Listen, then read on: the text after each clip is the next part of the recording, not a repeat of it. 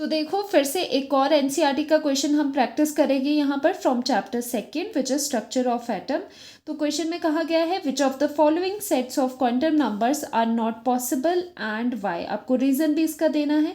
तो यहाँ पर कुछ एक आपके पास सेट ऑफ क्वांटम नंबर्स दिए हैं, आपको बताना है कौन सा सेट पॉसिबल है और कौन सा सेट पॉसिबल नहीं है।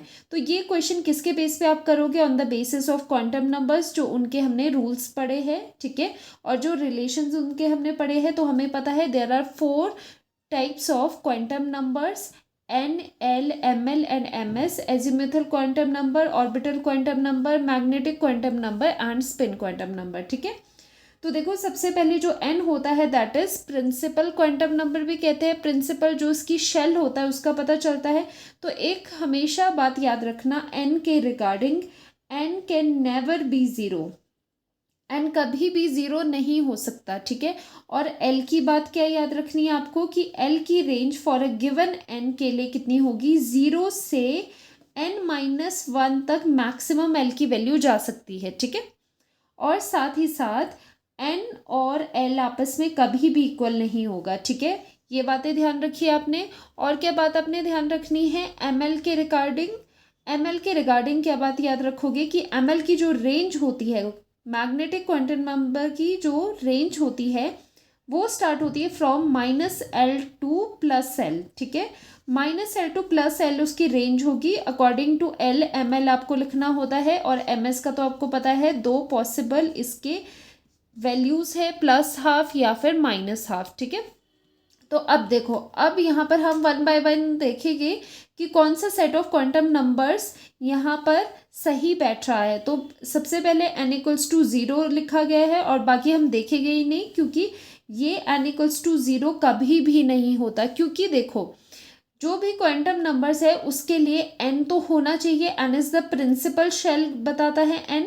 तो n की वैल्यू 1 से स्टार्ट होती है, 0 कभी भी n की वैल्यू नहीं होती, ये ध्यान रखना आप बात। तो हमने ये रूल आउट कर दिया, दिस इज नॉट पॉसिबल। और रीजन क्या लिखोगे? Because here n=0 which is not possible because n can never be zero, ठीक है। Azimuthal quantum number can never be zero. So first हमने रूल आउट कर दिया है, this is not possible, this set of quantum number is not possible.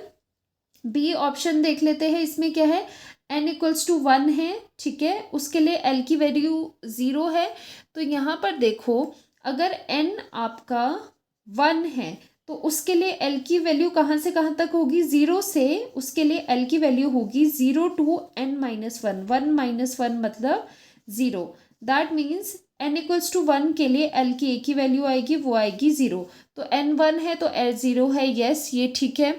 अब ml को check कर लेते हैं, तो ml की कितनी वैल्यू आएगी? तो इसी के लिए ml की वैल्यू आती है -L टू +L, ठीक है। l कितना है यहाँ पर? 0 है, तो ml की वैल्यू कितनी आएगी? 0 to 0, that mean 0 he value रहेगी।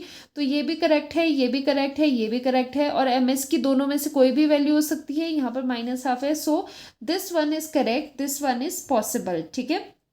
तो बी ऑप्शन इज पॉसिबल। और सी ऑप्शन देख लेते हैं, एन की वैल्यू 1 है, एल की वैल्यू 1 है। अगेन ये दोनों क्या है? इक्वल है, तो ये पॉसिबल नहीं है।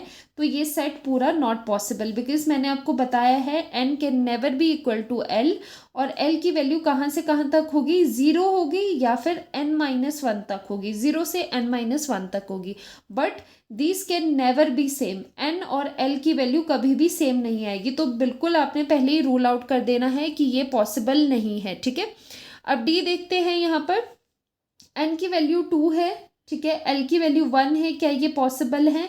अगर n की वैल्यू 2 होगी तो l की वैल्यू मैंने कहा था 0 से n-1, 2-1 कितना हुआ? 1, 0 to 1 आ सकती है, या 0 आएगा या 1 भी आएगा। तो 1 यहाँ पर वैल्यू है, तो दोनों करेक्ट है यहाँ पर, ठीक है। अब हम ml को देख लेते हैं कि इसके रिगार्डिंग जो ml की वैल्यू है वो पॉसिबल है या नहीं। ml की वैल्यू 0 है, तो ml की वैल्यू -L टू +L होती है। l की वैल्यू 0 भी हो सकती है, 1 भी हो सकती है, तो ml की वैल्यू 0 करेक्ट है यहाँ पर, और एम एस की वैल्यू -½ है तो कोई प्रॉब्लम नहीं है, क्योंकि एम एस की 2 ही वैल्यू होती है, आइदर -½ और +½ ठीक है। तो डी वाला जो सेट है ये भी पॉसिबल है। अब देखते हैं ई में अगेन एन और एल की वैल्यू यहाँ पर 3 दी गई है, सेम दी गई है, जो कि पॉसिबल नहीं है। अगेन ये वाला रीज़न मैंने आपको बताया है, एन और एल कभी भी सेम नहीं हो सकते, तो ये वाला सेट पॉसिबल नहीं है। एफ देख लेते हैं, एन की वैल्यू 3 है, ठीक है, एन की वैल्यू 3 है और एल की वैल्यू 1 है। तो देख लेते हैं n = 3 के लिए, n = 3 के लिए एल की कितनी वैल्यू आती है, एल की वैल्यू आएगी 0 से 3 - 1 मतलब 2 तक आएगी। तो n = 3 के लिए l = 1 पॉसिबल है, ठीक है, और एम एल भी इसके लिए 0 है तो पॉसिबल है, क्योंकि एल की वैल्यू यहाँ पर 0 आ रही है, तो इसके लिए एम एल 0 होगा और एम एस यहाँ पर +½ है। So this set is also possible. 2 set यहाँ पर पॉसिबल नहीं है, बाकी के सेट क्या है, पॉसिबल है, और रीज़न मैंने बता दिया आपको यहाँ पर। तो जो मेन चीज़ें आपको ध्यान रखने वाली है वो कौन सी है, एन की वैल्यू कभी भी 0 नहीं होगी, एन और एल इक्वल नहीं होने चाहिए। एक एन के लिए, फॉर एनी एन, एल की रेंज क्या होती है, रेंज इज दिस, एल की 0 से n-1 तक वैल्यूज़ हो सकती है, और एम एल की रेंज क्या होती है, for a particular L -L to +L जा सकता है, और एम एस की वैल्यूज़ +½ या फिर -½ हो सकती है, ठीक है। ये चीज़ें बस आपको ध्यान रखनी है, और आपके पास कोई भी सेट आपको देंगे तो आप इजीली उस सेट को बता पाओगे क्या ये पॉसिबल है या नहीं पॉसिबल है, ठीक है।